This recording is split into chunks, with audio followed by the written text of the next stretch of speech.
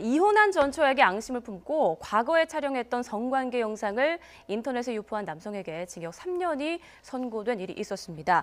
어떤 사건인지 좀 자세하게 설명을 해주실까요? 네, 아주 이제 전형적인 그 소위 리벤지 포르노, 즉 다시 말해서 이제 그 상대와 같은 어떤 그 성적인 영상을 유포하고 그것을 가지고 협박을 하는 그 대표적인 사례인데요. 예. 이번에 이제 그 수원지법 안산지원에서는 아주 그 강력한 그 최고 형량을 갖다가 이제 선고를 했습니다.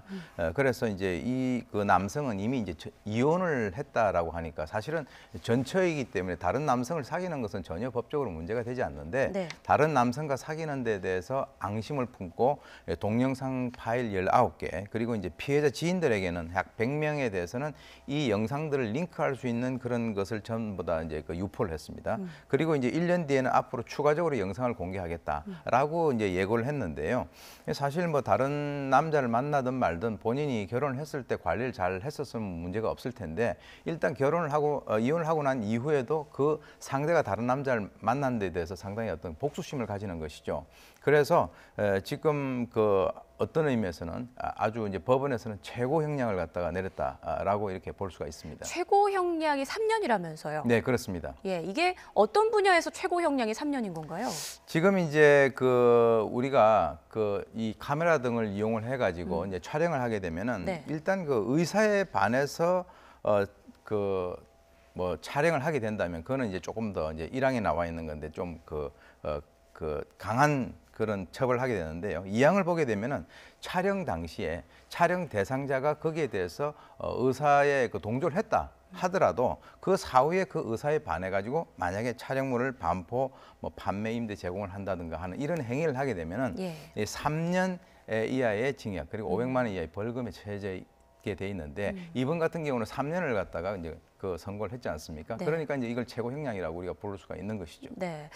변호사님, 뭐 이 형량 3년이 사실 얼핏 듣기엔 그렇게 높아 보이진 않은데요. 일단 최고 형량이라고 하니까 이렇게 재판부가 이례적으로 최고 형량을 선고한 이유 어떻게 예. 보십니까? 먼저 3년 이하의 징역에서 3년을 했다는 건요. 네네. 정말로 이제 가장 높은 형을 한 거거든요. 네네. 그러니까 구형도 아니고 선고를 그렇죠. 3년 이하의 징역인데 3년을 했다는 건 말이죠. 네. 더 올라갈 수 없는 데까지. 보통 3년 이하의 징역이라 그러면은 그건 법정형이고 그 안에서 여러 가지를 고려해 가지고 선고형은 훨씬 내려가게 돼 있거든요. 네네. 그래서 이제 강한 처벌을 했다는 것인데 다만 거기에 대해서는 3년이 너무 낮지 않느냐 이제 이런 얘기가 있는 것이고요. 그다음에 이렇게 지금 물으신 대로 3년 이하의 징역인데 3년까지 할 정도로 왜 그렇게 했느냐 하는 것이죠.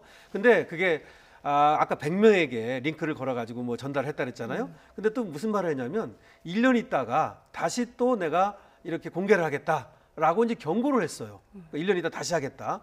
그런 얘기를 했고 그래서 피해자가 정신적 고통을 굉장히 호소하면서 이 피고인에 대한 엄벌을 요구하고 있습니다. 예. 전처인데도 불구하고요. 그래서 그런 점을 고려해가지고 법정 최고형을 한 것이고 또 거기에는 리벤지 포르노가 가지고 있는 여러 그 폐해가 요새 많이 그 부각되고 있지 않습니까? 예, 예. 그래서 저번에 이제 박상희 법무부 장관도 법정 최고형을 구형하라 뭐 이런 얘기까지 했는데 아마 그런 어떤 분위기도 반영이 됐다고 봅니다. 네, 사실 얼마 전에 이 구하라 씨와 전 남자친구와도 이제 비슷한 관련 일이 있었지 않습니까?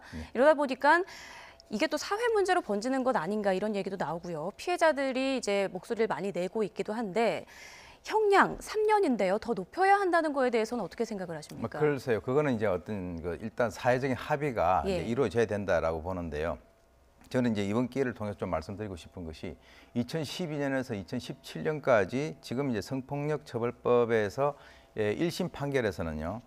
피고인 7,446명 중에서 남성이 99%를 차지하고 있습니다. 네. 즉 남성이 이런 그 행위를 한다라고 하는 것이죠. 그런데 이 불법 촬영 유포 실형 사례가 실제로 8.7%에 그치고 있다는 거죠. 그렇다면 지금 뭐 상대 의사에 반하지 않는 상태에서의 촬영도 처벌하고 있긴 있지만 일단 이런 걸 보게 되면 그런 동영상을 촬영을 할 때는 여성들은요 앞으로 저 상대가 만약에 변심을 하게 되면 나도 저런 상황이 될 수가 있다라고 하는 각오를 하셔야 된다는 거죠. 이 여성에게 굉장히 불리한 그런 상황입니다. 그래서 지금 이제 이런 사람들의 그 기본적인 심리 상태는 내가 가질 수 없으면 파괴한다.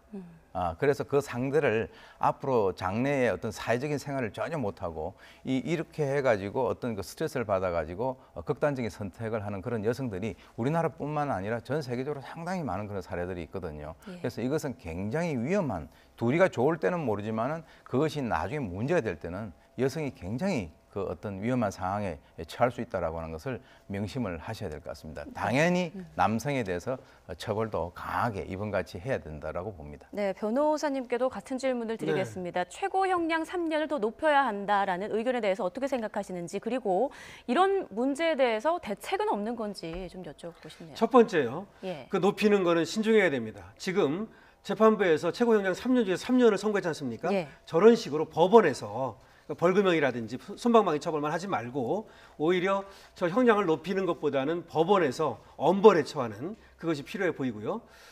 두 번째, 여기에 대해서 이제 우리가 어떻게 해야 되느냐라고 하는 것인데요. 뭐 형량으로도 중요하지만 사회 문화적인 운동이 저는 필요하다고 생각합니다. 지금 이제 그런 것들이 지금 분위기가 무르익거든요. 예. 그래서 앞으로는 이와 같은 어떤 협박 영상물이라든지 이런 것들에 대한 금지 운동이라든가 그런 어떤 사회 문화적 운동이 좀 벌어졌으면 좋겠습니다. 네, 인식부터 많이 바뀌어야 된다 이런 그렇죠. 말씀이시죠? 네, 알겠습니다. 네, 지금까지 관심도가 높은 주요 사건 사고 살펴봤습니다. 강신업 변호사, 오윤성 순천향대 경찰행정학과 교수였습니다. 고맙습니다.